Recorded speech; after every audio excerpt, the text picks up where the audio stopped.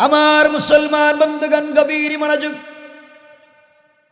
এই দুনিয়ার জমিনে আখিরি জামানার পয়গম্বর সরকারি কায়নাত দু জাহানের সরদার নবী রহমত জনাবে মুহাম্মদ রাসূলুল্লাহ সাল্লাল্লাহু আলাইহি ওয়াসাল্লাম যখন আমেনার গর্ভে চলে আসলেন, আমেনার গর্ভে আমার নবীজি শুধুমাত্র কেবলমাত্র আমেনার গর্ভে এসেছেন।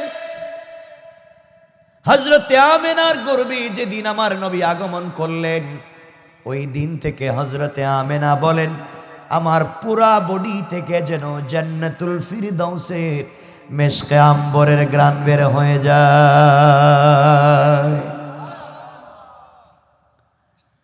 আব্দুল মুত্তালিব একদিন বাহিরে গেলেন,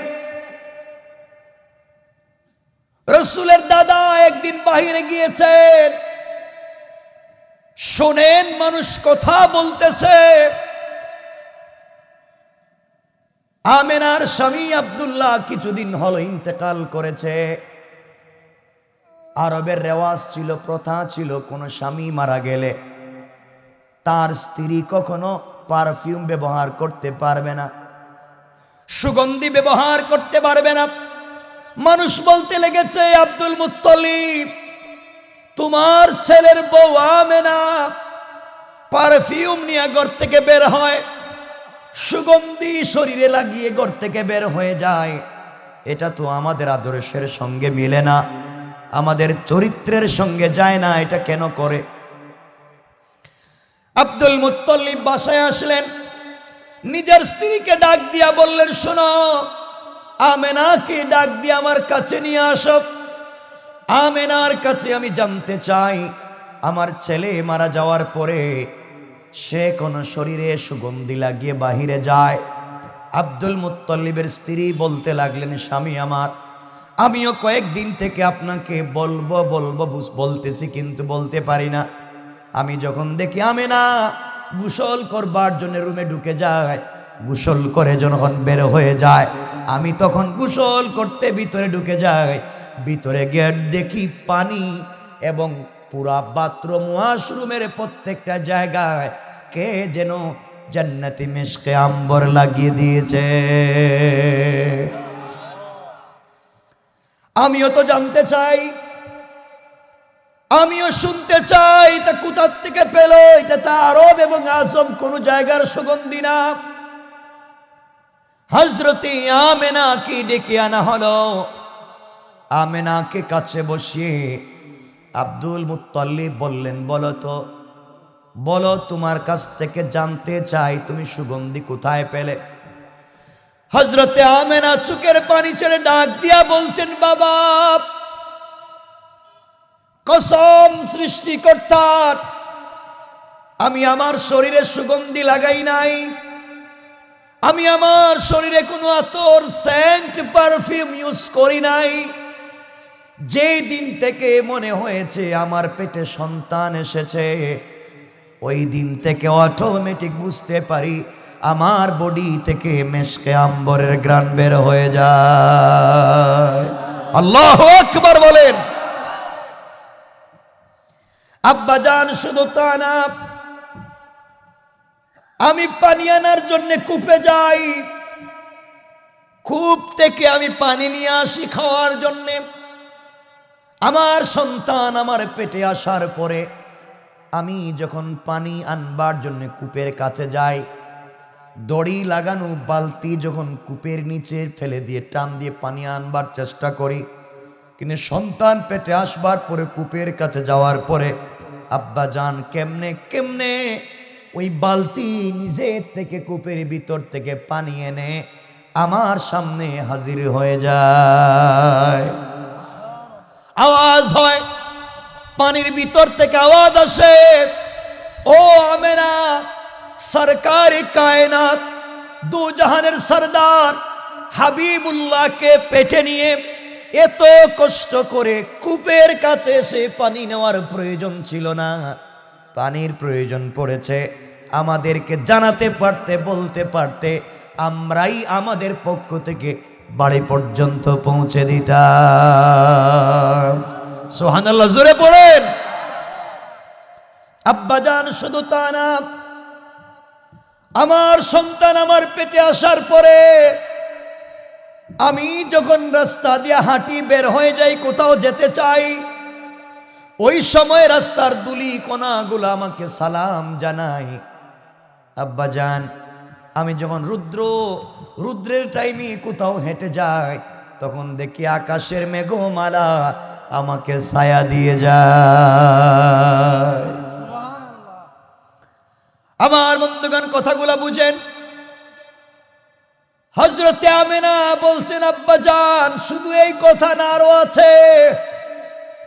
যেই দিন আমার সন্তান আমার পেটে এসেছে, ওই দিন আমি স্বপ্নে দেখি 4 জন মহিলা আমার ঘরে হাজির হয়েছেন। একজনের নাম জানি না, আমি 3 জনের নাম বলতে পারি। আব্দুল মুত্তালিব বলেন, কারা এসেছে তুমি আমাকে বলো। আমেনা বলছেন, আব্বাজান আমার সন্তান পেটে আসার পরে যেই 3 জন মহিলাকে আমি চিনি, একজন এসেছেন হযরতে ঈসা আলাইহিস সালাতু ওয়াস সালামের মা মারইয়াম। আরেকজন মহিলা এসেছেন, তিনি হলেন ফেরাউনের স্ত্রী হযরতে আসিয়া। আব্বাজান আরেকজন মহিলা এসেছেন, তিনি মুসার বোন কুলসুম। তারা এসে আমার কপালে চুম্বন করলেন আর ডাক দিয়া বললেন, আমেনা তোমার পেটে সরকারে কায়নাত এসেছেন, আহলান সাহলান জানাতে এসেছি, জান্নাতে তিনি আমাদের স্বামী হবেন। তোমার কাছে রব আমানত পাঠিয়ে দিচ্ছেন, খবরদার সরকারে কায়নাতের সঙ্গে কোনোভাবে বেয়াদবি করা যাবে না। কোন সুবহানাল্লাহ। কথাগুলা বুঝবেন। এই রাসূলের বরকত কেমন ছিল। এক পর্যায়ে নবীজি যখন পৃথিবীতে আগমনের সময় হয়ে গেল, এই ঘটনাগুলা বললে আমরা 40 বছরে যেতে পারবো না, এই জন্যে সংক্ষেপ করে করে সামনের দিকে যাই। সরকারে কায়নাত যেদিন পৃথিবীর জমিনে আগমন করবেন, আমেনা বলতে লাগলেন, যেদিন বিশ্বনবী পৃথিবীর জমিনে আগমন করেছেন, দুনিয়ার মহিলাদের সন্তান জন্ম নিলে ব্যথা হয়, কষ্ট হয়, সন্তান নাপাক তাকে পরিষ্কার করতে হয়। কিন্তু যেই দিন আমার কলিজার টুকরা সন্তান পৃথিবীতে আগমন করেছে, সাধারণ দুনিয়ার নারীদের মতো আমার কষ্ট হয় নাই, আমার ব্যথা হয় নাই।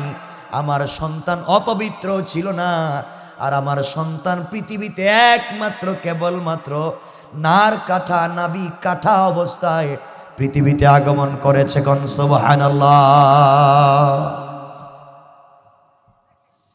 আমেনা বললেন, সন্তান পৃথিবীতে জন্ম নিয়া তাশাহুদের সুরতে বসে শাহাদাত আঙ্গুলি উপর দিকে যখন ইশারা করে দিয়েছে, কি যেন বলছে আমি জানি না, রব বুঝাতে চাইলেন, শোনো রে, গোটা দুনিয়া অন্ধকার ছিল, আমি আমার বন্ধুর জন্মের মাধ্যমে শাহাদাত আঙ্গুলি উপরে ইশারা করবার মাধ্যমে গোটা দুনিয়াকে তার রহমতের মাধ্যমে আলোকিত করে দিয়েছি। কোন সুবহানাল্লাহ।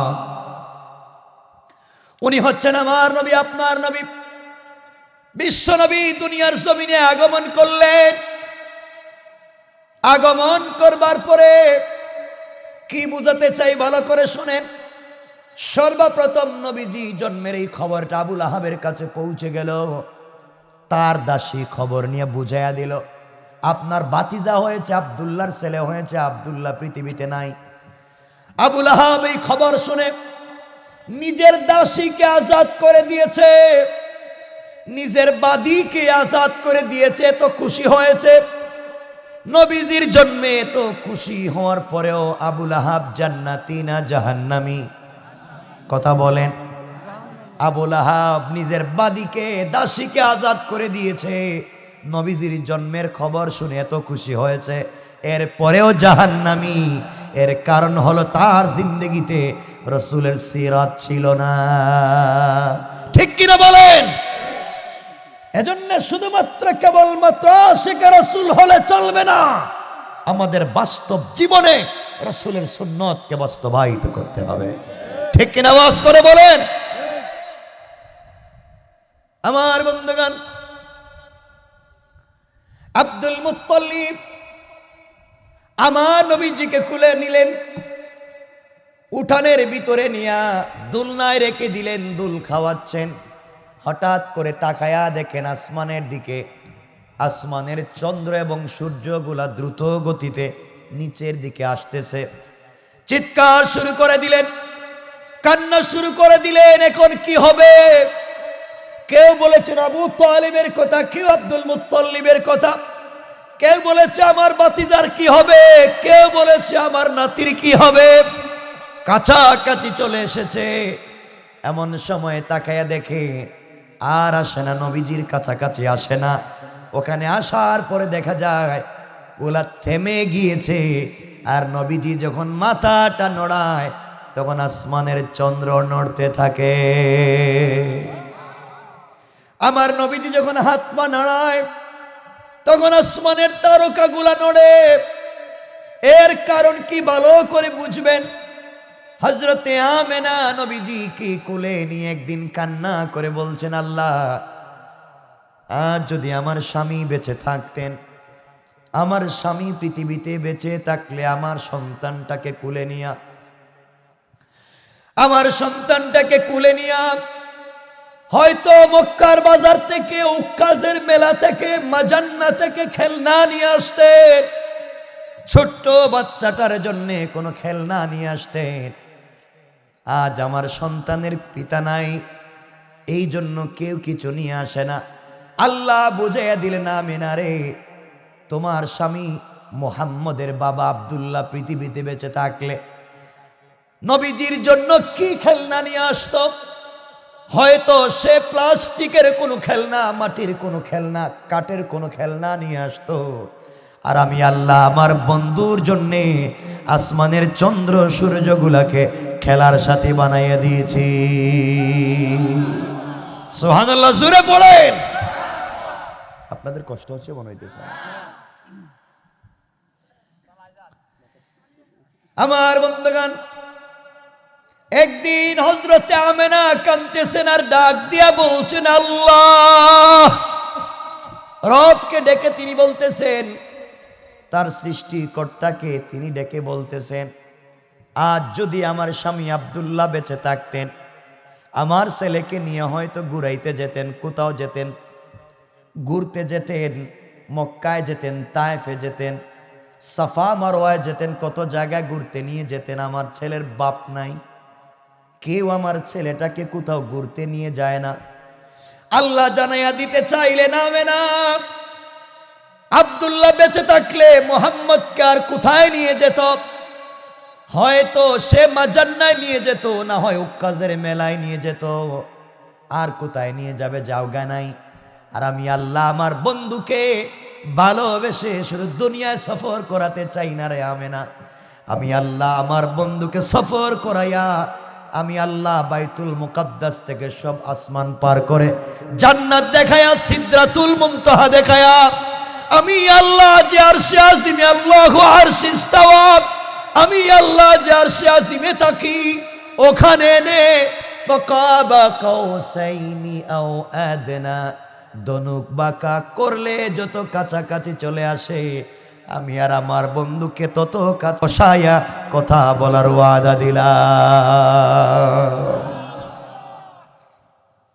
আমার বন্ধু করে নিয়েছিলেন আমার নবী। এই রাসূল বড় হতে লাগলেন, দীর্ঘক্ষণ চলতে থাকলো, তিনি জীবনে বড় হয়ে গেলেন। আমরা যদি এই কথাগুলা বলি মূল আলোচনায় যেতে পারবো না। এই জন্যে ধরেন নবীজি বড় হয়ে গিয়েছেন, 40 বছর হয়ে গিয়েছে। মধ্যখানের এগুলো আমাদের জন্য সিরাত নয়, আমাদের অনুসরণের কিছু নাই। নবীজি 40 বছরে পৌঁছে গেলেন। এবার নবীজির কাছে আল্লাহ জানাইয়া দিতে চান, বন্ধুরে, তোমার কাছে আমি রব তাওহীদ দিতে চাই, রিসালাত দিতে চাই। নবীজির কাছে আল্লাহ দায়িত্ব পাঠাইয়া দিতে চায়। আমার বন্ধুগণ, নবীজিকে দাওয়াতের জন্য আল্লাহ তৈরি করতে লাগলেন। দাওয়াত দিতে গেলে কম পক্ষে দুইটা জিনিস লাগে। এক নাম্বার হলো কিছু ক্ষমতা লাগে, কিছু পাওয়ার লাগে। ক্ষমতা ছাড়া সব জায়গায় দাওয়াত দেওয়া যাবে? বলেন। নবীজির তো ক্ষমতা নাই। দুই নাম্বার, দাওয়াত দিতে গেলে পয়সা লাগে। দূর দূরান্ত পর্যন্ত দাওয়াতে যেতে হলে টাকা খরচ হবে। নবীজি গরিব, কোথায় পাবেন? আল্লাহ রাব্বুল ইজ্জত ওয়াল জালাল বন্ধুকে দুটো জিনিস দিলেন। আল্লাহ বুঝাতে চাইলেন, বন্ধুরে, ও বন্ধু, দ্বীনের দাওয়াত দেওয়া কষ্টের ব্যাপার। দ্বীনের দাওয়াত দেওয়া কষ্টের ব্যাপার।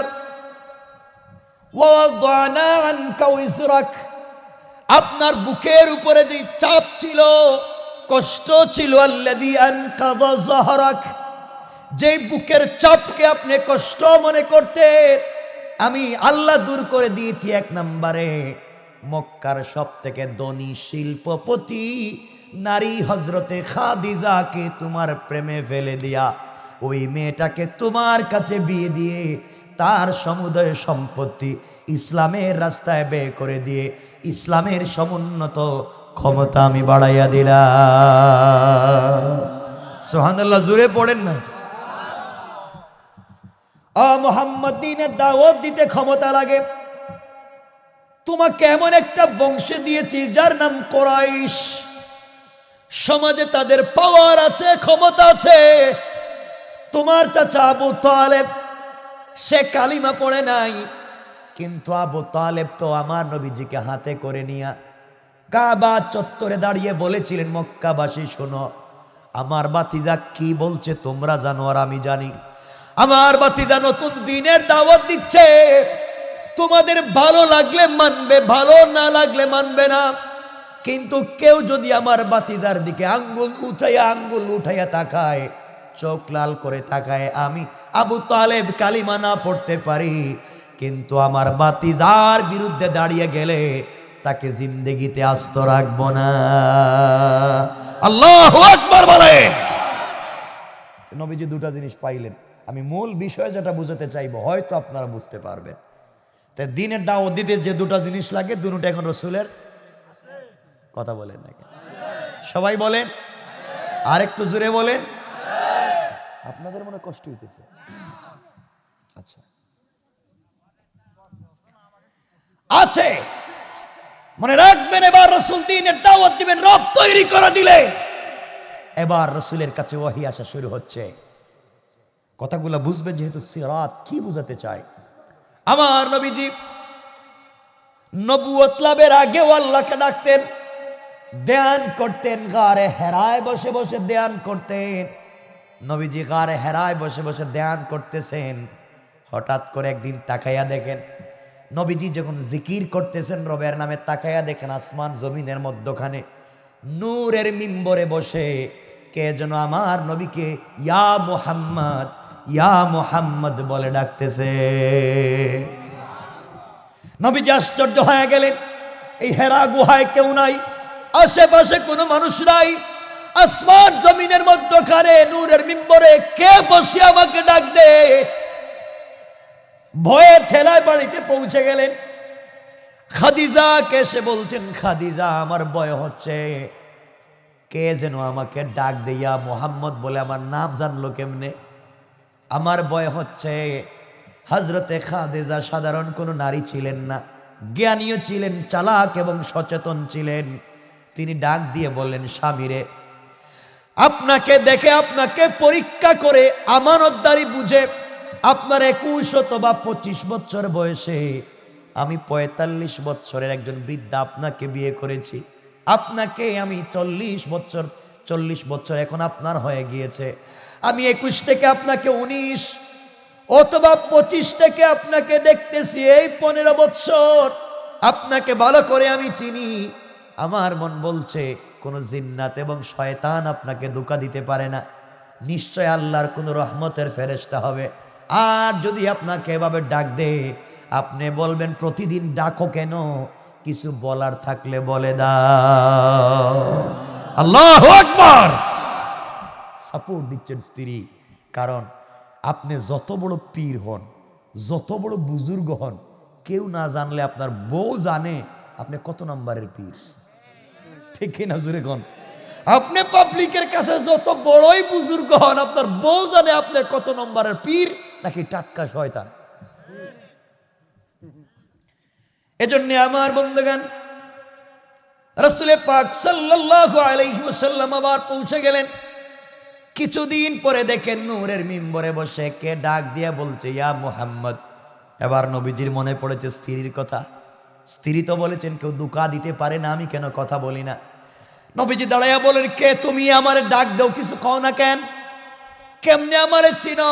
জিবরিল আমিন বলছেন, ইয়া রাসূলুল্লাহ। আল্লাহু আকবার। নবীজি চিন্তায় পড়ে গেলেন, আমার রসুল বলে কেন? ইয়া রাসূলুল্লাহ, আমি আল্লাহর পক্ষ থেকে জিবরিল আমিন এসেছি। এই মুহূর্তে আল্লাহ আপনার কাছে কোরআন নাজিল করে আল্লাহর তাওহীদ এবং আপনাকে রিসালাত দিয়ে নবী এবং রসুল হিসাবে স্বীকৃতি দিতে চায়। আল্লাহু আকবার। আপনাকে সমাজের দায়িত্ব নিতে হবে, গোটা দুনিয়ার মানুষের চরিত্রের পরিবর্তন করতে হবে, জাহালত দূর করে দিতে হবে, শয়তানি বদমাইশি হামলা সব দূর করে দিয়ে আল্লাহর জমিনে আল্লাহর দ্বীন কায়েমের দায়িত্ব নেওয়া লাগবে। ঠিক কিনা বলেন?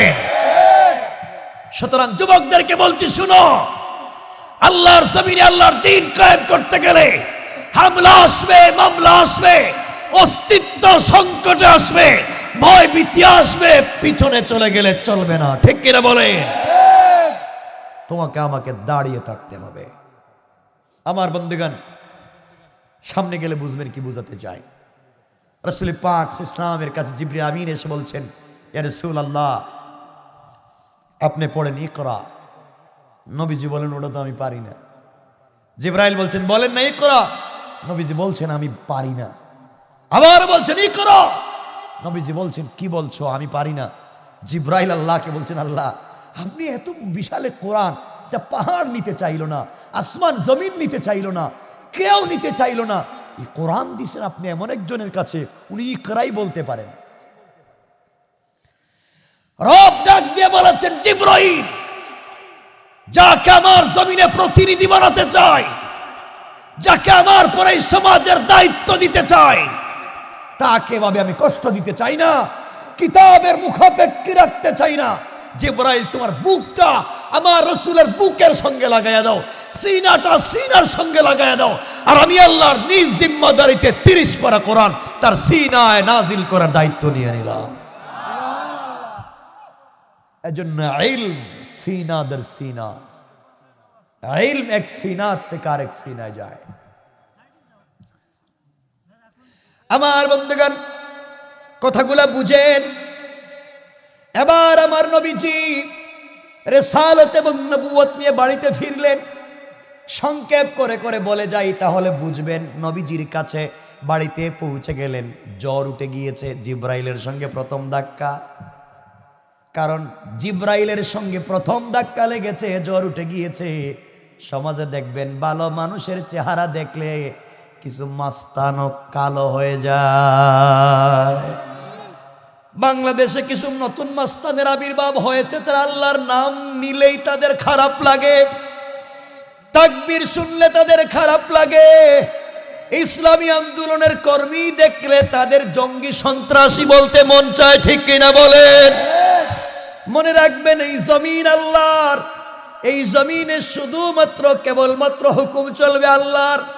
যাদের কাছে তাকবীরের আওয়াজ শুনলে খারাপ লাগে, শরীরে চুলকায়, মনে রাখবেন এরা হলো এই জামানার আবু লাহাব আর আবু জাহাল। কোন ঠিক কিনা? আমার মুসলমান বন্ধুগণ, ঘরে আসবার পরে যখন কাঁপতেছেন, জ্বর উঠে গিয়েছে, হযরতে খাদিজা বলছেন, স্বামী কি হলো? নবীজি বলছেন, না কিছু হয় নাই। খাদিজা বলছেন, আপনি আমার কাছে কিছুই গোপন করবেন না, আপনাকে খুব ভালো করে আমি চিনি, আপনি সহজ সরল মানুষ। কেন আপনার জ্বর উঠেছে? ভয় পাইছেন কিনা? কোথাও কিছু হয়েছে কিনা আমাকে বলেন। নবীজি চিন্তা করলেন, আমি যদি বলি আমি নবী এবং রাসূল, আর আমার স্ত্রী যদি আমার কথা বিশ্বাস না করে, এর চাইতে লজ্জার আর কিছু হতে পারে না যে বউ আমার কথা শুনে না। এই জন্য নবীজি বলতে চায় না, কারণ আপনার কথা বউ কেমনে শুনবে? আপনার কথা সারা দুনিয়ার মানুষ শুনলেও বউ শুনবে না। এর অর্থ বউ জানে আপনি কত নম্বরের বাটপার। কথা কোন না কেন?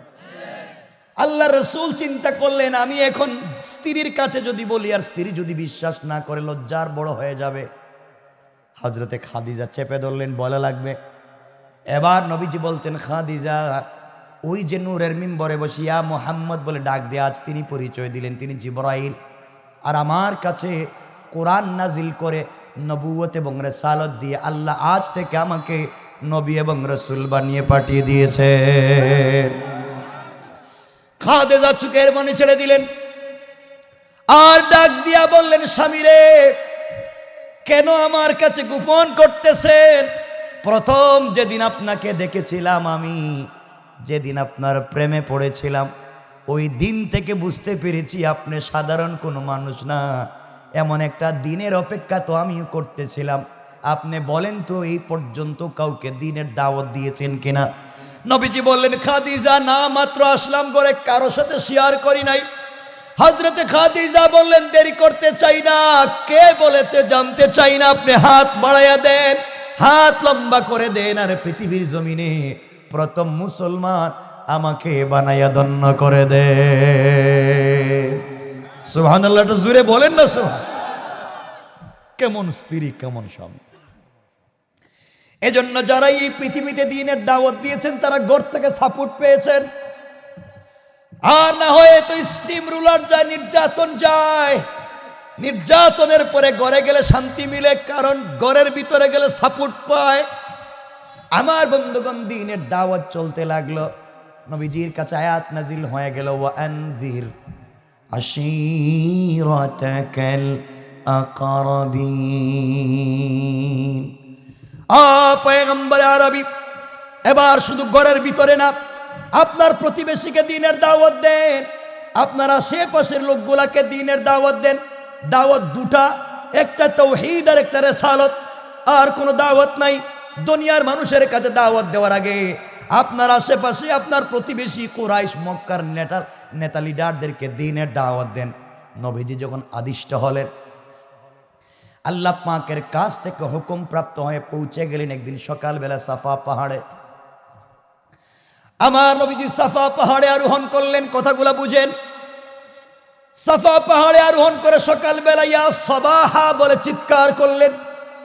আরবের রীতি ছিল, কেউ যদি সকালবেলা উঁচা জায়গায় উঠে ইয়া সবাহা বলে ডাক দেয়, তাহলে মহা বিপর্যয়, কোনো বিপদ সংকেত, আশ্চর্য কোনো খবর হবে। এই জন্যে সবাই জড়ো হয়ে যায়। নবীজির এই চিৎকার শুনে মক্কার নেতা লিডারেরা সবাই পৌঁছে গেল সাফা পাহাড়ের নিচে। যারা যেতে পারলো না তারা প্রতিনিধি পাঠাইয়া দিল, দেখো তো মুহাম্মদ কি বলতে চায়। নবীজি পাহাড়ের উপরে, সবাই যখন পাহাড়ের নিচে, এবার নবীজি বললেন, শোনো কুরাইশেরা, শোনো মক্কার মানুষেরা, শোনো, তোমাদের কাছে আমি জানতে চাই, আগে বলো তোমাদের কাছে আমি কেমন মানুষ। দীর্ঘ 40 বছর প্লাস তোমাদের কাছে আমি বড় হয়েছি, আমাকে ছোট থেকে তোমরা বড় হতে দেখেছ, তোমরা বলো তো তোমাদের কাছে আমি কেমন। কথাগুলো এখন বুঝবেন। নবীজির বন্ধু বান্ধব, আত্মীয় স্বজন, কাছের মানুষ, প্রতিবেশী, গোষ্ঠীর মানুষ, ঘরের মানুষ, সবাই তো আমার নবীজিকে 40 বছর থেকে দেখেছে, চিনেছে। সবাই ডাক দিয়া বলছে, মুহাম্মদ ইবনে আব্দুল্লাহ, দীর্ঘ 40 বছর তোমাকে হতে দেখেছি, বড় হতে দেখেছি, এই পর্যায়ে আসতে দেখেছি। তোমার জিন্দেগিতে তুমি আমানতের খেয়ানত করো নাই, তোমার জিন্দেগিতে আমরা দেখি নাই মিথ্যা কোনো কথা বলো নাই, কারো সঙ্গে রাগ করে কোনো কথা বলো নাই। এই পৃথিবীতে তোমার মতো একটা ভালো ভদ্র মানুষ আর হয় না। নবীজি তাদের কাছ থেকে তার সম্পর্কে জানলেন। এরপরে বললেন, বলো তো, আমি যদি এবার বলি তোমাদের উপরে তোমাদের বিরুদ্ধবাদীরা যুদ্ধ করবার জন্য পাহাড়ের ওপর প্রান্তে দাঁড়িয়ে আছে, তোমরা কি আমার কথা বিশ্বাস করবে? সকল কাফেরেরা, সকল মক্কাবাসী কুরাইশেরা এক বাক্যে ডাক দিয়ে বলো, মুহাম্মদ ইবনে আব্দুল্লাহ, তুমি এ কথা বলতে দেরি হবে, বিশ্বাস করে মানতে দেরি হবে না, কারণ তোমাকে আমরা ভালো করে চিনি। তুমি বলবে আর মানবো না, এটা হতে পারে না। এবার নবীজি বললেন, তাহলে শোনো, পাহাড়ের অপর প্রান্ত থেকে কাফেরেরা তোমাদেরকে আঘাত করতে পারে, এর চাইতে ভয়ঙ্কর একটা খবর শোনো। আমি দেখতে পাচ্ছি তোমরা দেবদেবীর পূজা করো, মূর্তি পূজা করো, পাথরের পূজা করো, আগুনের পূজা করো, গাছের পূজা করো। পূজার মাধ্যমে তোমরা জাহান্নামী হয়ে গিয়েছো, জান্নাতে যাওয়ার কোনো সম্ভাবনা নাই। সুতরাং আল্লাহ রব্বুল ইজ্জত ওয়াল জালাল আমাকে জমানার জন্য নবী এবং রসুল বানিয়ে পাঠিয়ে দিয়েছেন। আজ থেকে আমি নবী এবং রসুল। আসলিম তাসলাম, ইসলাম কবুল করো, শান্তিতে থাকতে পারবে, জান্নাত পাবে, জাহান্নামের আগুন থেকে বাঁচবে। এই খবর তোমাদেরকে দেওয়ার জন্য একত্রিত করেছি। আমার নবীর বন্ধু বান্ধব, আত্মীয় স্বজন, গোষ্ঠীর মানুষ, এলাকার মানুষ, নেতা লিডার সবাই কিং কর্তব্য বিমূঢ়। হঠাৎ করে মোহাম্মদ কি বলতেছে? নবীজি তো একটু আগে স্বীকৃতি আদায় করলেন তাদের কাছ থেকে তিনি কেমন, এখন সবাই এক বাক্যে কেমনে বলবে তিনি খারাপ বলতেছেন? কেউ কোনো কথা বলে না, সবাই নিস্তব্ধ হয়ে গিয়েছে, নিশ্চুপ হয়ে গিয়েছে। এই নিস্তব্ধতা ভেঙ্গে একটা লোক দাঁড়িয়ে গিয়েছে, কোরআনের ভাষায় যার নাম আবুল আহাব, যাকে বলা হতো আব্দুল উজ্জা। আবুল আহাব দাঁড়িয়ে গিয়েছে, হাতের মধ্যে পাথর নিয়ে ডাক দিয়ে বলেছে, তাব্বান লাকা ইয়া মুহাম্মদ আলিহাদা জামাতানা আয়দাউতানা। ও মুহাম্মদ ইবনে আব্দুল্লাহ, তুমি ধ্বংস হও, তোমার পুরা দিন ধ্বংস হোক। তুমি এই কথাগুলা বলবার জন্য কি আমাদের গুরুত্বপূর্ণ সময় নষ্ট করে দাওয়াত করে একত্রিত করেছ? আমি আপনাদের কাছে জানতে চাই, 1 মিনিট আগে এই লোকগুলাই নবীজিকে বলেছে পৃথিবীর উত্তম চরিত্রবান একমাত্র মহাপুরুষ তিনি। 1 মিনিট পরে তাওহীদ আর রিসালাতের কথা বলবার পরে তাকে গালি দিতে শুরু করেছে। দুটা কথা মনে রাখবেন। 1 নাম্বার, গালি দিতে শুরু করলে কেন? আমরাও তো কালিমার দাওয়াত দেই, নবীজি দাওয়াত দিলেন, নবীজির দাওয়াত শুনে নবীজিকে পিটাতে চায়, মারতে চায়। আর আমরা দাওয়াত দিলে আমাদেরকে মিষ্টি খাওয়ায়, জিলাপি খাওয়ায়, বাড়িতে দাওয়াত দেয়। এর কারণ হলো আমাদের যেই দাওয়াত চলতেছে এটা অবশ্যই অবশ্যই রসুলের নবীওয়ালা রিসালাতের দাওয়াত নয়। নবীজির রিসালাতের দাওয়াত কালিমা যদি মানুষের কাছে বুঝাইয়া দিতে পারতাম, ওই সময়কার মানুষ যেভাবে কালিমাকে ভয় পেত, আজকালকের মানুষও ভাবে কালিমাকে ভয় পেত। এর কারণ হলো আজকের মানুষ কালিমা পড়ে কিন্তু কালিমার মৌলিক শিক্ষা জানে না, কালিমা পড়লে কি হবে। আর ওই সময়কার কাফেরেরা জানতো কালিমা পড়লে অস্তিত্ব থাকবে না। ঠিক কিনা বলেন? আজ ওই ধরনের ইস্পাত কঠিন কালিমাওয়ালা যারা সমাজে আছে তাদেরকে বিভিন্ন যন্ত্র ভয় পায়। হযরত রাসূল পাক তো আশ্চর্য হয়ে গেলেন। সবার আগে দাঁড়িয়েছে আবুল আহাব। আবুল আহাব নবীজির কি হয়? সবাই বলে আর কি? আর কি? 3 পরিচয়। 1 পরিচয় আবুল আহাব রাসূলের চাচা। আরেক পরিচয় আবুল আহাবের 2 ছেলে উতবা এবং উতাইবার কাছে রাসূল 2 মেয়ে বিয়ে দিয়েছিলেন, এই হিসাবে বিয়াই। আর আরেক পরিচয় হলো আবুল আহাব এবং রাসূল একসাথে বড় হয়েছেন, চাচা এবং ভাতিজা বাল্য বন্ধু ছিলেন, একসাথেই তারা বড় হয়েছে। একদিকে বন্ধুত্ব, অপরদিকে বিয়াই, অপরদিকে চাচা ভাতিজা। এই লোকটাই প্রথমে দাঁড়িয়েছে নবীজিকে মারবার জন্যে। সব থেকে বড় পরিচয় হলো আবুল আহাব নবীজির ঘরের মানুষ। কিছু বললেন না? ঘরের লোক না বাইরের লোক? মক্কার সমস্ত মানুষেরা কালিমার দাওয়াত শুনবার পরে কেউ প্রতিবাদ করে নাই। সর্বপ্রথম যেই প্রতিবাদ করেছে সে কিসের লোক? সবাই বলেন ঘরের লোক। সুতরাং আজও দ্বীনের দাওয়াত দিতে গেলে সমাজের সকল জায়গায় যত জায়গায় বাধা প্রাপ্ত হয়ে যায়, বাহিরের লোক তত বাধা দেয় না। আমাদের মতো দাড়িওয়ালা, টুপিওয়ালা, পাঞ্জাবিওয়ালা ঘরের লোক ইসলামের সব থেকে বেশি দুশ্মনী করে যাচ্ছে। আমাদের দুশ্মন তো ঘরের লোক। বাহিরের লোকরে গালি দিয়া লাভ কি? আমার কথা কি বুঝতে পারতেছেন আপনারা? কথাগুলা বুঝবেন, এভাবে মৌলিক কথাগুলা বুঝবেন। আমার বন্ধুগণ, এবার নবীজি সাল্লাল্লাহু আলাইহি ওয়াসাল্লাম দ্বীনের দাওয়াত দিলেন। নির্যাতনের স্টিম রুলার চলে আসলো। নির্যাতন শুরু হয়ে গেল।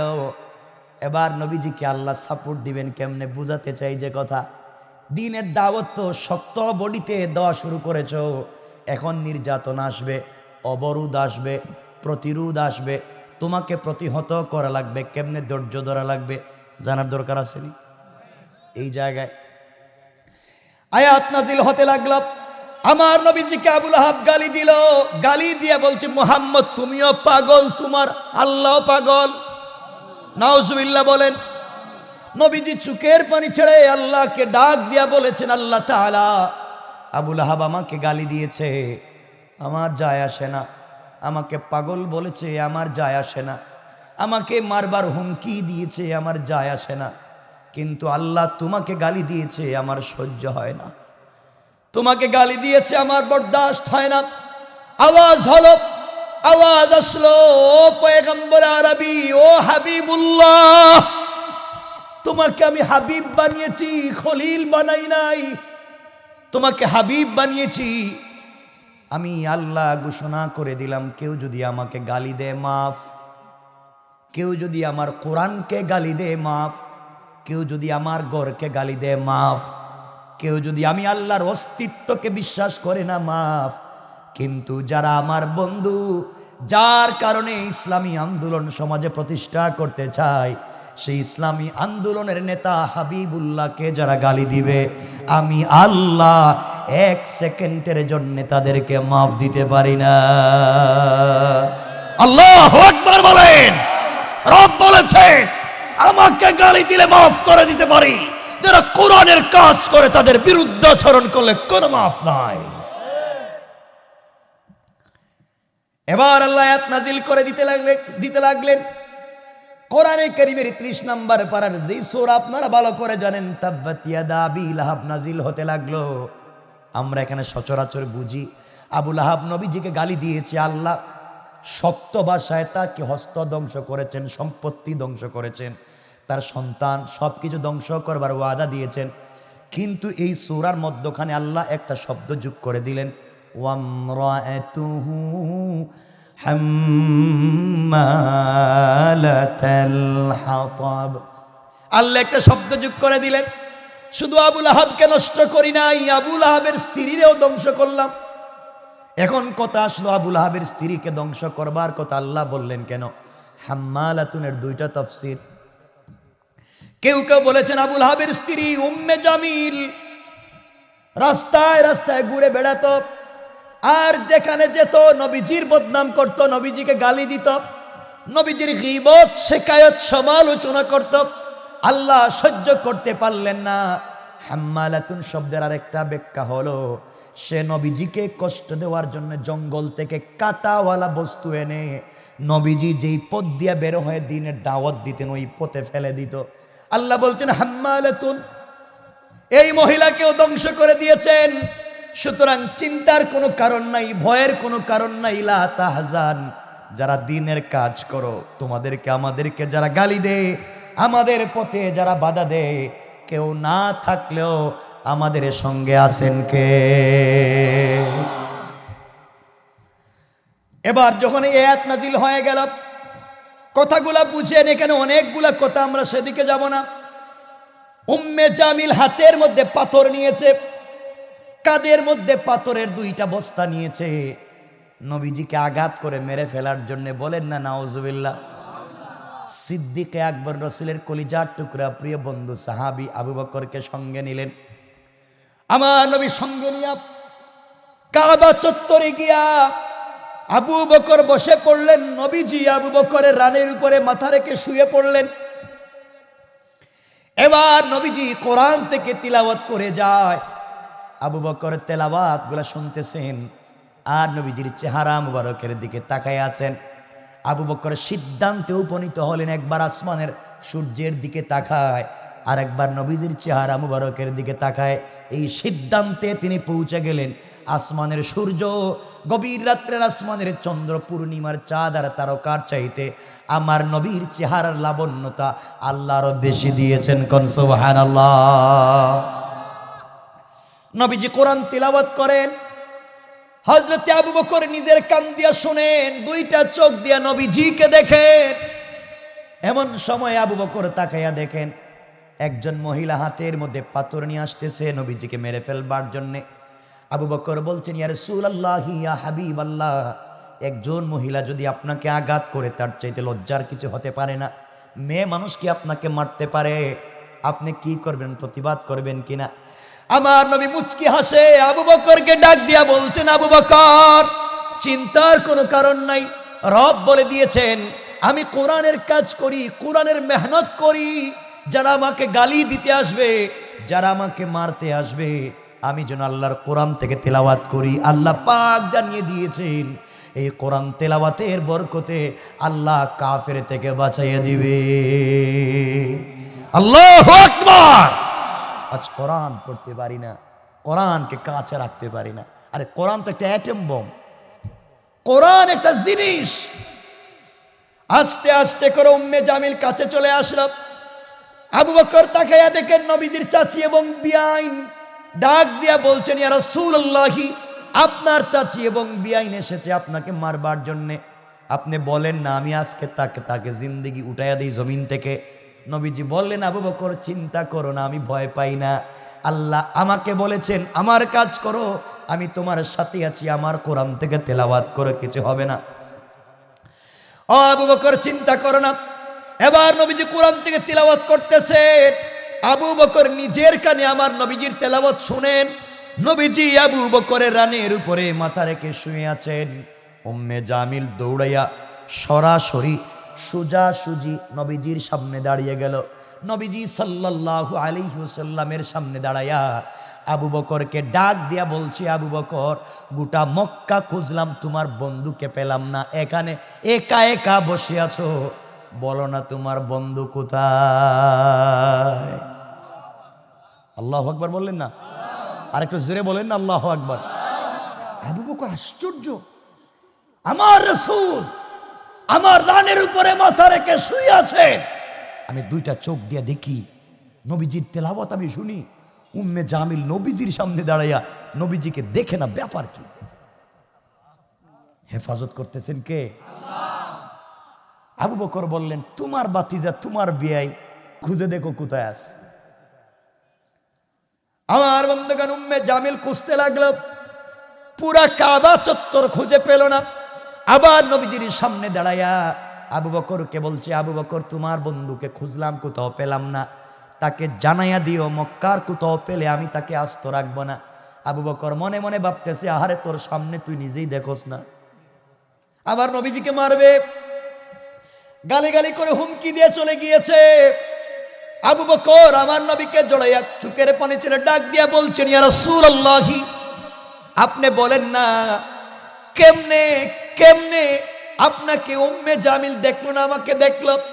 এবার নবীজি মুচকি হাসি দিয়া কপালে চুম্বন করে বলছেন, আবু বকর, আল্লাহ বলে দিয়েছেন, বন্ধু আমার, কোন কাফের কোন বেঈমান যখন আপনাকে আঘাত করবার জন্য আসবে, ওই সময় আপনি আমি আল্লাহর কোরআন থেকে তেলাওয়াত করবে, আমি আল্লাহ হিজাবাম মাসতুরা, আকাশ থেকে একটা গোপন পর্দা পাঠাইয়া ওই কাফের আর আপনার মধ্যখানে পার্টিশন সৃষ্টি করে দে। আল্লাহু আকবার বলেন। কোরআন কার নাম? কষ্ট হচ্ছে আপনাদের? কষ্ট হচ্ছে? আমি কিছুক্ষণ কথা বলবো, একটু হাত দেখান তো দেখি কার কার কষ্ট হচ্ছে। আরে হচ্ছে বলছি তো, আপনাদের কন্ডিশন বুঝবার জন্য। হচ্ছে? কষ্ট হয়? আওয়াজ করে বলেন কষ্ট হয়। তাকবীর দেন, লিল্লাহে তাকবীর। আওয়াজ না, আওয়াজ করে বলেন লিল্লাহে তাকবীর, নারে তাকবীর। আমার বন্ধুগণ, নবীজিকে মারবার জন্য কৌশল করছে। নবীজিকে মারবে কেমনে? এই যে কোরআন কেমনে বাঁচাতে পারে বুঝতে পারছেন নি? এখন কিছু কয় না, বুঝতে পারছেন? আরেকটু সহজ করে বুঝাইয়া দিই, আরেকটু সহজ। এজন্য কিচ্ছু লাগবে না, গোটা দুনিয়ায় দিন কায়েম করেছেন শুধু কোরআনের দ্বারা। আজও কিচ্ছু লাগবে না, শুধু কোরআন থাকলেই চলবে। এজন্য বলছে, শোনো, রাসূল কোরআনের মাধ্যমে কেমনে বাঁচলেন আরেকটু সামনে বলে মূল আলোচনা সংক্ষেপ করে দেব। নবীজি যেদিন হিজরত করে মক্কা থেকে মদিনায় গেলেন, মনে রাখবেন ঘটনা বলতেছি না, আমার মূল আলোচনা আমরা এখনো আছি ওয়ানদির আশিরাতাকাল আকরাবিনে। শুধু আসছি কোরআন কেমনে বিরুদ্ধবাদীদেরকে আক্রান্ত করে কোরআনের পক্ষের শক্তিকে বিজয় দেয়, আমরা সেটাই বুঝবো ইনশাআল্লাহ। বলেন, নবীজি যেদিন হিজরত করে মক্কা থেকে মদিনায় চলে যাবেন, রাত্রবেলা জিবরিল আমিন রাসূলকে উঠালেন, ইয়া রাসূলুল্লাহ সফর শুরু করেন ইয়াসরিবের দিকে, সফর শুরু করেন মদিনার দিকে। আমার বন্ধুগণ, নবীজি ঘুম থেকে উঠে গেলেন, কাপড় পরলেন, 2 রাকাত সালাত পড়লেন, ঘর থেকে বের হয়ে যাবেন। হঠাৎ করে তার কানে আওয়াজ আসলো, ঘরের চতুর্দিকে কাফেরেরা বেষ্টন করে রেখে দিয়েছে। ঘরের চতুর্দিকে কাফের নেজা নিয়ে, বল্লম নিয়ে, তীর নিয়ে দাঁড়িয়ে আছে, যে কোনো সময় নবীজিকে আঘাত করবে, নবীজিকে মেরে ফেলবে। এবার আমার নবী আল্লাহকে ডাক দিয়া বলছেন, আল্লাহ তাআলা আপনি আমাকে বের হয়ে মদিনায় যাইতে বলেছেন, ঘর থেকে বের হতে আমাকে বলেছেন, অথচ আমার ঘরের চতুর্দিকে কাফেরেরা দাঁড়িয়ে আছে, ঘর থেকে বের হলে আমাকে মেরে ফেলবে। আল্লাহ কেমনে বললেন আমি ঘর থেকে বের হব? আল্লাহ জানাইয়া দিলেন, বন্ধুরে তুমি আমার হুকুম পালন করে কোরআন সঙ্গে নিয়ে বের হওয়ার দায়িত্ব তোমার, আর হেফাজতের জিম্মাদার স্বয়ং আমি আল্লাহ। এবার নবীজি তৈরি হয়ে দরজার কাছে গেলেন, দরজার কাছে গিয়ে আল্লাহকে ডাক দিয়া বলছেন, আল্লাহ আমি তো বের হয়ে চলে যেতে চাই তোমার উপরে ভরসা করে, ওয়ালাকিন লিয়াতমাইন্না কলবি, কিন্তু অন্তরে প্রশান্তি পাচ্ছি না, কোনো প্রটেক্ট ছাড়া, কোনো উপকরণ ছাড়া আমি কেন ঘর থেকে বের হব? আল্লাহ বলেন, বন্ধু তুমি কি কোনো উপকরণ চাও? আয় আল্লাহ অবশ্যই, কেন চাইব না। আল্লাহ বলেন, বন্ধু এক কাজ করো, কিছু কঙ্কর হাতে নেও, বালি হাতে নাও, পাথর হাতে নাও, এক মুষ্টি কঙ্কর অথবা বালি অথবা পাথর হাতে নিয়ে আমার কোরআন থেকে তিলাওয়াত করে ওই বালি কঙ্কর অথবা পাথর গুলা দরজা খুলে কাফেরদের উপরে নিক্ষেপ করো, এর মাধ্যমে ওরা চোখে দেখবে না, তুমি সরাসরি মদিনায় পৌঁছে যাবে। নবীজি বলেন, আল্লাহ আপনি বলেন কি? কঙ্কর মারমো যেদিকে সেদিকেই তো যাবে, কাফের তো ঘরের চতুর্দিকে, ডাইনে বামে সামনে পিছে চতুর্দিকে কাফের, যে কোনো সময় আমাকে আক্রান্ত করতে পারে, আমি মারলে তো একদিকে যাবে, চতুর্দিকে কেমনে যাবে? আল্লাহ বলেন, বন্ধুরে কোরআন থেকে তেলাওয়াত করে কঙ্করগুলা নিক্ষেপ করার দায়িত্ব সামনের দিকে তোমার, আর চতুর্দিকের কাফেরদের চুকে চুকে পৌঁছে দেওয়ার জিম্মাদার আমি আল্লাহ। আল্লাহু আকবার। আল্লাহ বুঝাতে চান, তোমার সর্বস্ব দিয়ে চেষ্টা করো, কিন্তু চেষ্টা করলে পিছনে মারতে পারবে না, তোমার দায়িত্ব হচ্ছে চেষ্টা করা, আর মনজিলে মকসুদ পর্যন্ত পৌঁছে দেওয়ার জিম্মাদার আমি আল্লাহ। এবার নবীজি দরজা খুললেন, কঙ্কর হাতে নিলেন, সামনের দিকে নিক্ষেপ করলেন, চতুর্দিকের কাফেরদের চুকে পড়ে গেল। কাফেরেরা আমার নবীজিকে দেখলো না, নবীজি পৌঁছে গেলেন মদিনায়। একদিন আল্লাহ সুযোগ বুঝে আমার নবীজিকে ডাক দিয়ে বলছেন, বন্ধু এবার বলো না ওই দিন কেমনে বেঁচে গেলা, কেউ তোমাকে মারলো না, কেমনে বাঁচলা? তুমি তো শুধু সামনের দিকে পাথর মারলা, পিছনে ডাইনে বামের কাফেররা তোমাকে মারলো না, দেখলো না, ব্যাপার কি? নবীজি বলছেন, আল্লাহ তাআলা আমি জানি না, আপনি বলেন। এবার আমার আল্লাহ বলতে লাগলেন, বন্ধুরে আপনি কোরআনের জন্য কষ্ট করতেছেন, কোরআনের হুকুম কায়েম করবার আন্দোলন করতেছেন, আপনাকে বাঁচাবার দায়িত্ব আমার। আপনি যখন আমার কোরআন থেকে তেলাওয়াত করে ঘর থেকে বের হয়েছেন, আমার উপরে ভরসা করেছেন, বন্ধু আপনি জানেন না কেমনে বাঁচাইয়া দিলাম আমি। আল্লাহ রাব্বুল ইজ্জত ওয়াল জালাল বললেন, ওয়ামা রামাইতা ইয রামাইতা ওয়ালাকিন্নাল্লাহ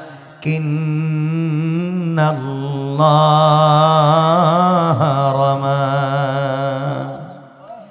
আল্লাহ রাব্বুল ইজ্জত ওয়াল জালাল জানায়া দিলেন, বন্ধুরে তুমি যখন পাথরগুলো নিক্ষেপ করতে গিয়েছো আমার উপরে ভরসা করে কোরআন সঙ্গে নিয়া, তুমি মনে করেছো এটা তোমার হাত, না না তোমার হাত থাকে নাই, ওটা আমি আল্লাহর কুদরতের হাত হয়ে গিয়েছে। আর আমি আল্লাহ আমার হাত দিয়া কাফেরদের চুকে চুকে পৌঁছে দিয়েছে। কোন সুবহানাল্লাহ, আল্লাহু আকবার বলেন। বাঁচাইয়া দিয়েছেন কে? আরো জোরে আওয়াজ করে বলেন কে? আল্লাহ আছেন, বলেন আছেন। আজও আমাদেরকে বাঁচাইয়া দিবেন। শর্ত একটাই, একটাই শর্ত। রাসূল পাককে আল্লাহ বলেছেন, মা তাকুমুর রাসূলু ফাখুযুহু ওয়া মা নাহাকুম আনহু ফান্তাহু। আমার রাসূল যা নিয়ে এসেছেন তা তোমরা আঁকড়ে ধরো। রাসূল যা ছাড়তে বলেছেন তা চিরতরে ছেড়ে দাও। কথা বুঝতে পেরেছেন?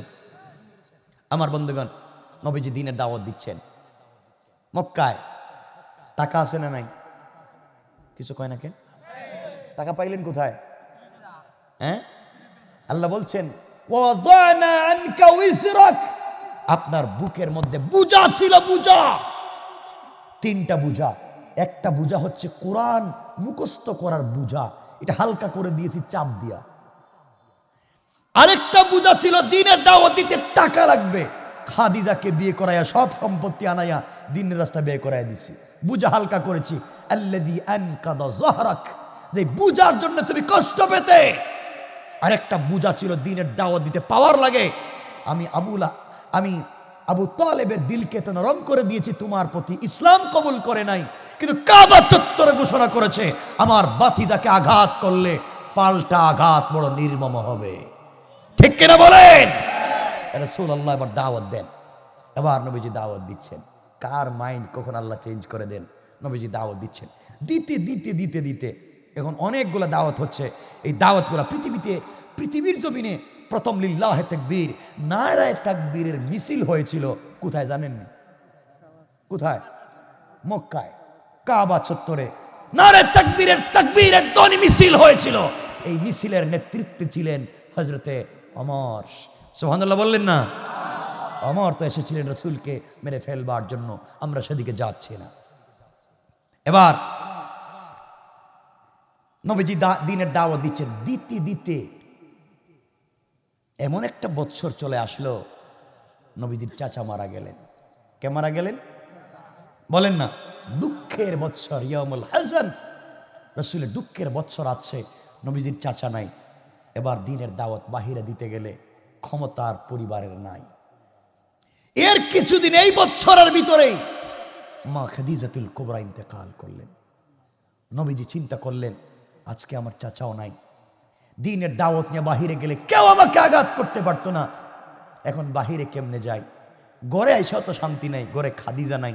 বাহিরে যদি মানুষ পিটায়ও, ঘরে আসলে যার কাছে আমি শান্তি পাই, যে আমাকে সাপোর্ট দেয়, যে আমাকে না রেখে ঘুমিয়ে যায় না, যে সারা দিন না খেয়ে আমার জন্য বসে থাকে, আজ আমার খাদিজা নাই, আজ আমার চাচা নাই, আমি মক্কায় কোথায় যাব? ঘরে আসলে কেউ নাই, বাপ নাই, মা নাই, ভাই নাই, বোন নাই, চাচাও নাই, স্ত্রীও নাই, কই যাব? নবীজি ইসলাম চিন্তা করলেন, মক্কায় আর আমি থাকতে পারবো না, এখন চলে যাই তায়েফে, নানার বাড়ি যাই। হয়তো নানার বাড়ির মানুষ বাইগনা হিসাবে আদর আপ্যায়ন করে না। কথা বলছেন না কেন? চলতে লাগলেন।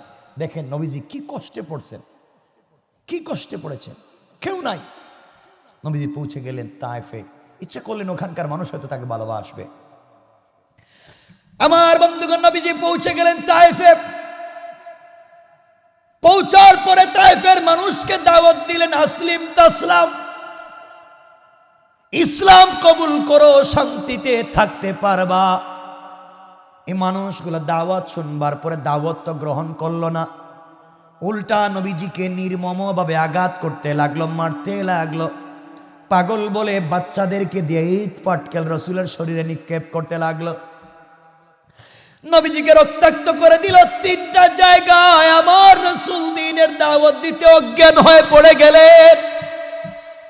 যেই নবীজির শরীরে জান্নাতে 70 জন পুরুষের শক্তি আছে, কতটুকু নির্যাতন করলে এই নবীজি অজ্ঞান হয়ে পড়ে যান। তিনটা জায়গা অজ্ঞান হয়ে গেলেন। রক্তাক্ত দেহ নিয়ে রাসূল পাক সাল্লাল্লাহু আলাইহি ওয়াসাল্লাম খাদেমকে সঙ্গে নিয়ে যখন চলে আসলেন, কোথায় যাবেন, কার কাছে যাবেন, কোথায় বসবেন, কোথায় যাবেন, শেষ পর্যন্ত চিন্তা করলেন ঘরে গেলে তো ঘরেও শান্তি নাই, মক্কায় কার কাছে যাব, কে আমাকে শান্তি দিবে? সিদ্ধান্ত নিলেন তিনি চলে গেলেন উম্মে হানির ঘরে। উম্মে হানির ঘরে গিয়ে বলছেন, বোন তোমার ঘরে আমাকে একটু জায়গা দাও। উম্মে হানির ঘরে থাকতে লাগলেন। আপনারা ভালো করে জানেন, মানুষ যখন একা হয়ে যায় মানুষের দুঃখের কথাগুলা বেশি বেশি মনে পড়ে, ঠিক না? গভীর রাত্র যখন হয়ে গিয়েছে, নবীজির শরীর রক্তাক্ত, শরীর থেকে রক্ত ঝরেছে, চামড়ায় বসন্তের মতো দাগ পড়ে গিয়েছে, শরীরটা ফুলে গিয়েছে, ব্যথায় কাতরাচ্ছেন। দীর্ঘ কয়েকদিন পরে যখন গভীর রাত্রে উম্মে হানির ঘরে শুয়ে আছেন, মনে পড়েছে, আহারে আজকে আমার খাদিজা নাই, খাদিজা থাকলে আমার আজকে এত কষ্ট হতো না। আজ আমার চাচা নাই, চাচা থাকলে কারো ক্ষমতা নাই আমাকে আঘাত করবার। আজ আমার একটা ভাই নাই, ভাই থাকলে আমাকে কেউ এত আঘাত করতে পারতো না। আমার বোনও নাই, আমার মাও নাই, আমার বাবাও নাই, কেউ নাই। এইভাবেই যখন কাঁদতেছেন, মনে পড়ে গিয়েছে রব বলেছেন, ওয়ারাফা'না লাকা যিকরাক, বন্ধু আমি কি তোমাকে সম্মান বাড়াই নাই? আল্লাহর কাছে বলতে লাগলেন, আল্লাহ আপনি বললেন আমার সম্মান বাড়িয়ে দিয়েছেন, খাদিজার সম্পত্তির মাধ্যমে দ্বীনের দাওয়াতে শক্তি জুগিয়েছেন টাকা দিয়া, চাচার মাধ্যমে বাহিরের শক্তি জুগিয়ে দিয়েছেন, আজ কেউ নাই, আজ কেউ নাইতে আমার সম্মান কোথায় দিলেন? মানুষ আমাকে পিটায়, মানুষ আমাকে মারে, রক্তাক্ত করে, অজ্ঞান করে ফেলে দেয়, এত নির্যাতনের পরে আমার সম্মান কোথায়? রবের কাছে যখন চিৎকার করে নবীজি বলতেছেন, আল্লাহ তাআলা আপনি বলছেন আমার সম্মান বাড়িয়ে দিয়েছেন, মানুষ আমাকে মারে, টিটকারি করে, মানুষ আমাকে পাগল বলে, কই আমার সম্মান? আল্লাহ পাক তার হাবিবের কষ্টকে সহ্য করতে পারলেন না।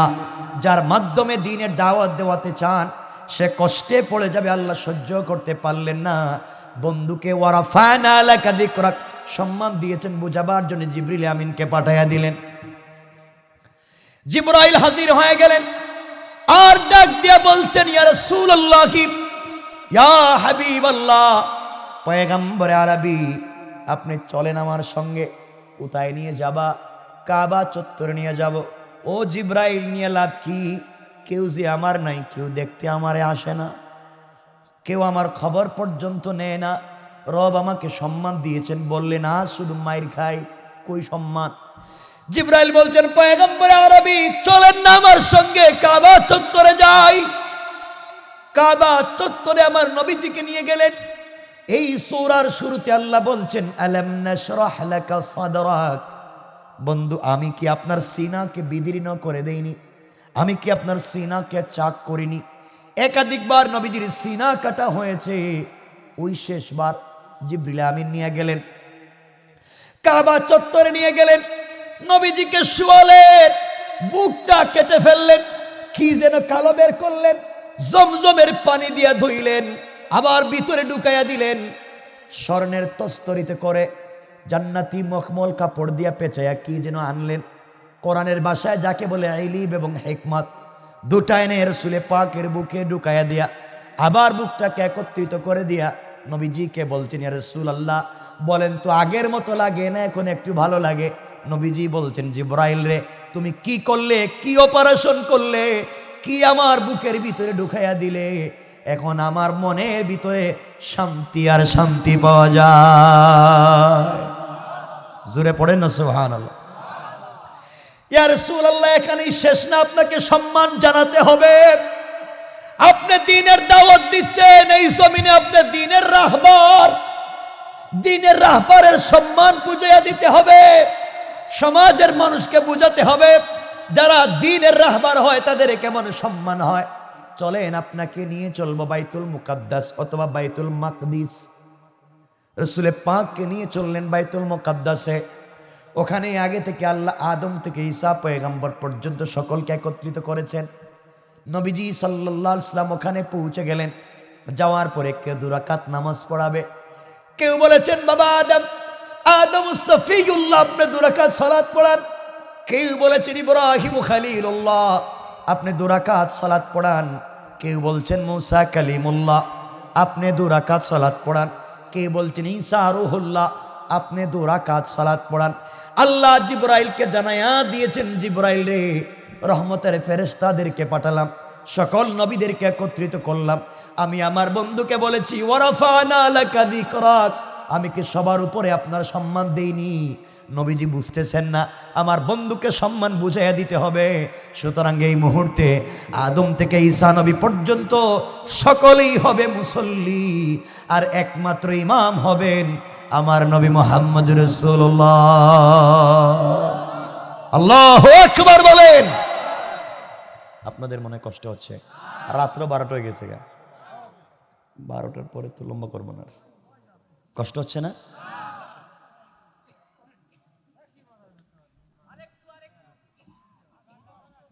না, কষ্ট হচ্ছে? শোনেন না, আরে শোনেন, কতক্ষণ বলছি, কয়েক মিনিট শোনেন।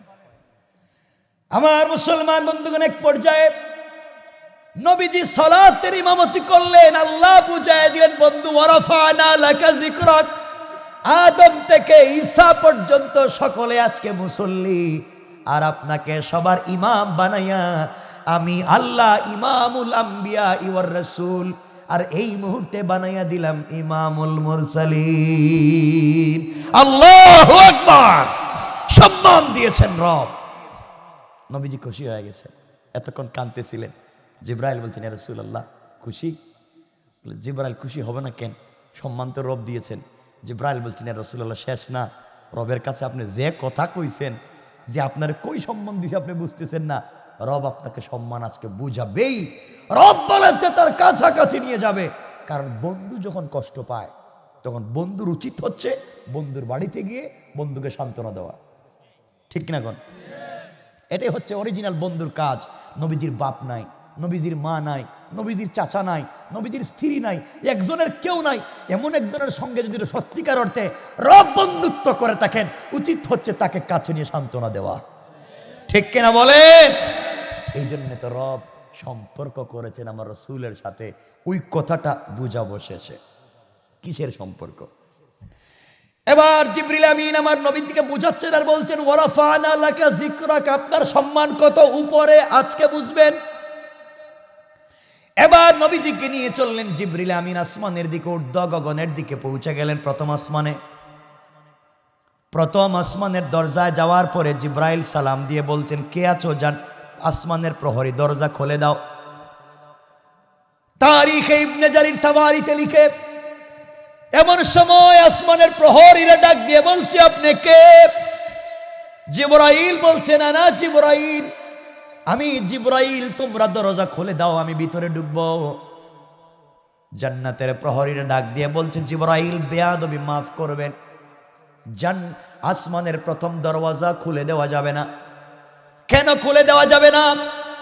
আল্লাহ পাক রব্বুল ইজ্জত ওয়াল জালাল যেই দিন প্রথম আসমান তৈরি করেছেন, ওই দিন থেকে নিয়ে আজ পর্যন্ত আরশে মুআল্লা পর্যন্ত লাল গালিচা বিছে একটা রাস্তা করেছেন।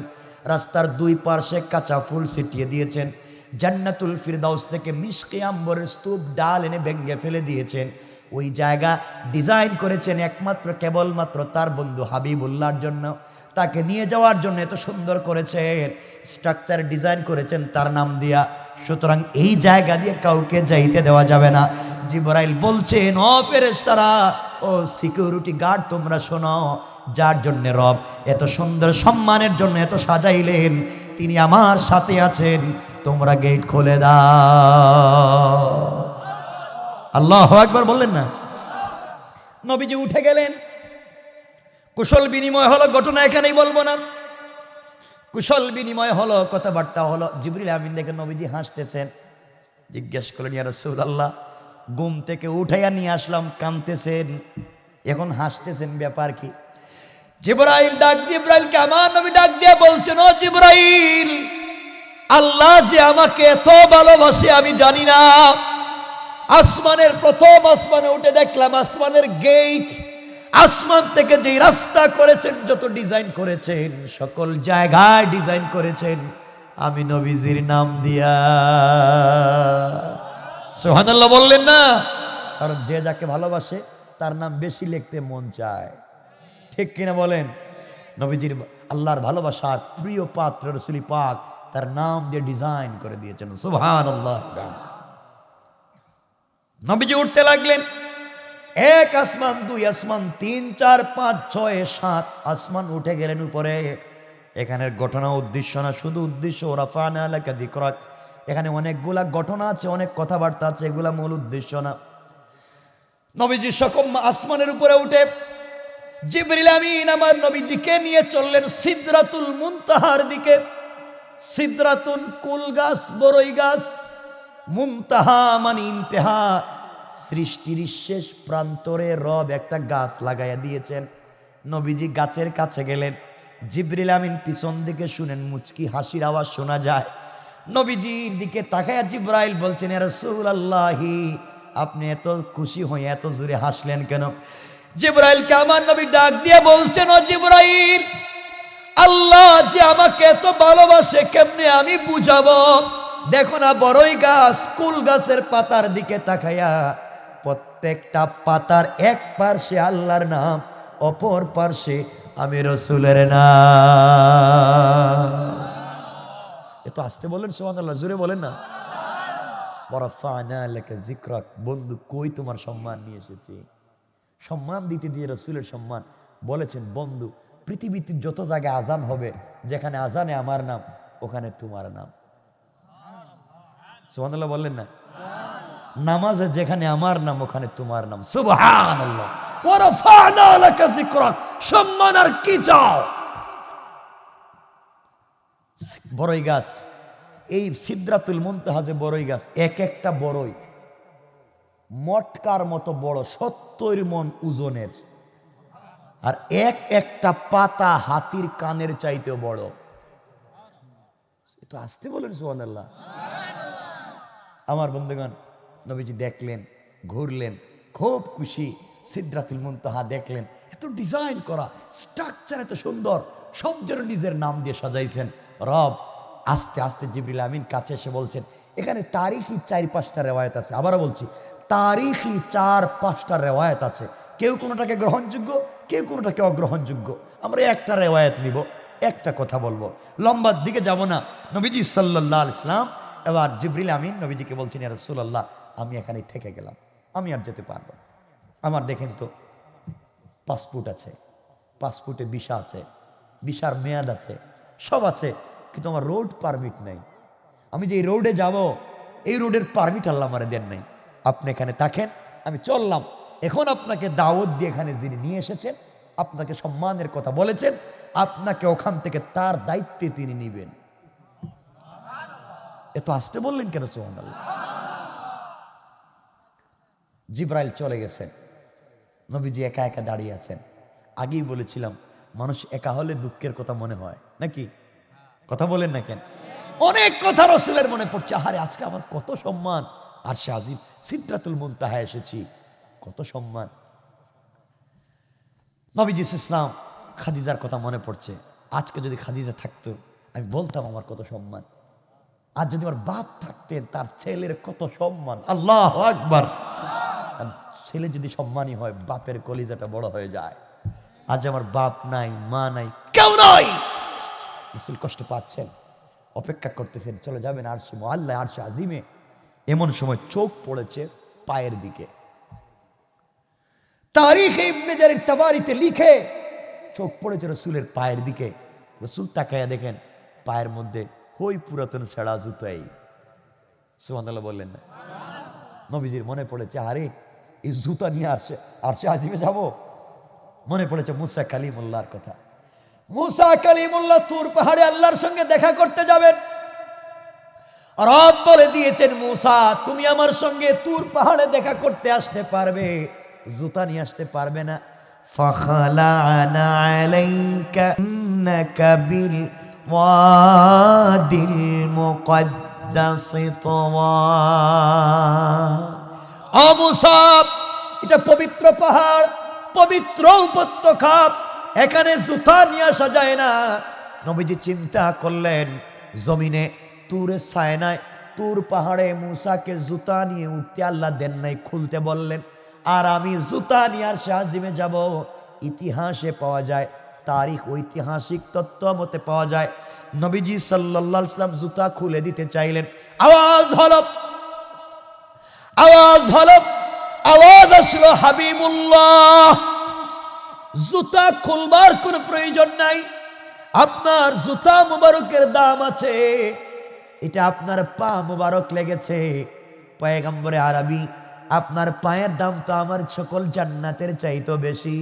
পয়গম্বরে আরবি, আজকে দুনিয়ার জমিনে কোরআনের সঙ্গে যেই কাপড়টা লাগানো থাকে তারও দাম হয়ে যায়, যে কোরআন যেই কাঠের মধ্যে রাখা থাকে কাঠেরও দাম হয়ে যায়। হাবিবুল্লাহ তোমার পায়ের সঙ্গে যেই জুতা লেগেছে সেই জুতারও দাম হয়ে গিয়েছে, আপনি ওঠা নিয়ে আসেন। তার তোমার পায়ের জুতা, তার দুলিকোনাগুলা রয়েছে, ওগুলার মাধ্যমে আমি আল্লাহ আমার আর শাহজিমকে সম্মানিত করতে চাই। সুবহানাল্লাহ, আওয়াজ করে বলেন। ওয়ারাফা'না লাকা যিকরাক, বন্ধু শুধু তোমার সম্মান না, তোমার সব জিনিসেরও সম্মান। আমার বন্ধুগণ, রাসূল পাক পৌঁছে গেলেন।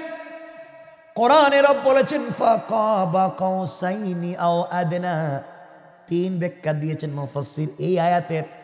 আমরা একটাই বলবো যে কাবা কাউসাইন, ধনুক বাঁকা করলে যত কাছাকাছি আসে, নবীজি এবং আল্লাহ তত কাছাকাছি বসে কথা বলেছেন। শুধু একটা ব্যাখ্যা নিলাম, বাকিগুলার দরকার নাই। এবার নবীজি আরশে আসিমে আল্লাহর কাছে পৌঁছে গিয়েছেন।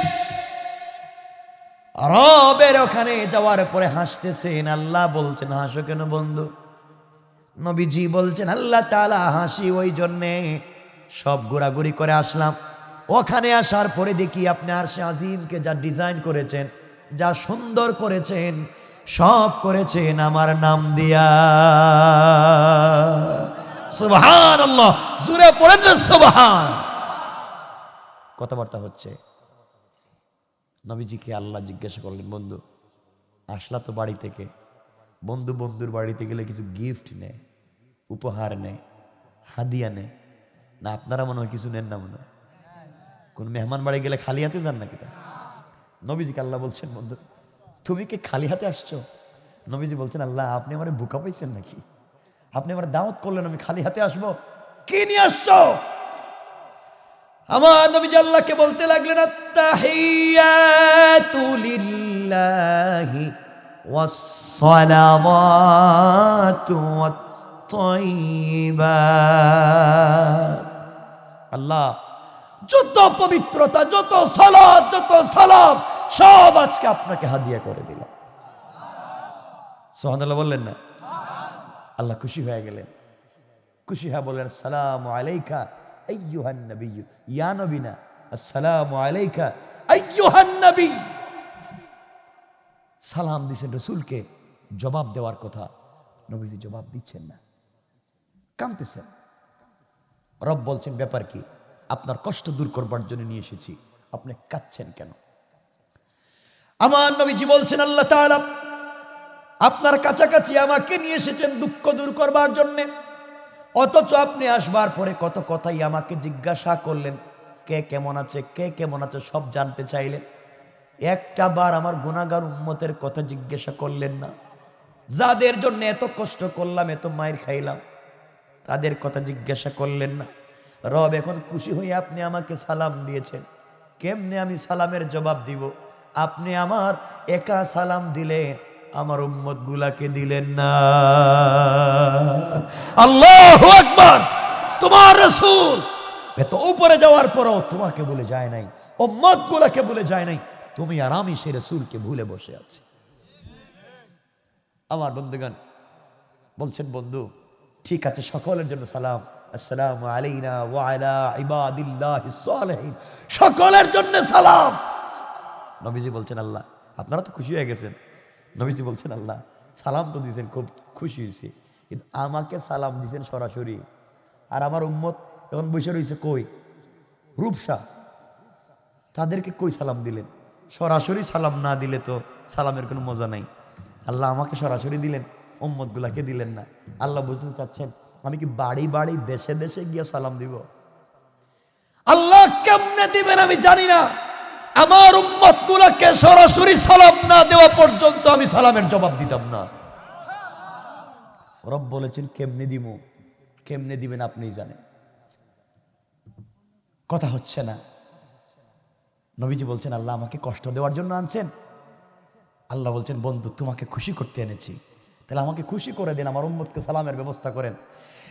এবার আল্লাহ বলছেন বন্ধু তাহলে শোনো, কথা দিলাম কিয়ামতের দিনে হিসাব নিকাশের পরে জান্নাতীরা যখন জান্নাতে পৌঁছে যাবে, ওই সময় দারুস সালাম নামক একটা জান্নাত আছে। ওই জান্নাতের ভিতরে আমি আল্লাহ একটা প্রোগ্রাম করব। ওই প্রোগ্রামে তোমার উম্মতেরা থাকবে চেয়ারে বসা, আর আমি আল্লাহ দাঁড়াইয়া দাঁড়াইয়া সরাসরি সালাম দেওয়ার ওয়াদা দিলাম। আমার কথা আল্লাহ কোরআনে বলছেন তাহিয়াতুহুম ইয়াওমা ইয়ালকাউনাহু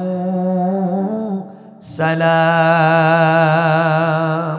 বন্ধুরে তোমার উম্মতের সঙ্গে আমার যখন প্রথম সাক্ষাৎ হবে, তাদেরকে আমি আল্লাহ বসার জন্য জান্নাত দারুস সালামের চেয়ার দিব, ওরা বসে থাকবে, আর আমি দাঁড়ায়া দাঁড়ায়া তাদেরকে সালাম দেওয়ার ওয়াদা দিলাম।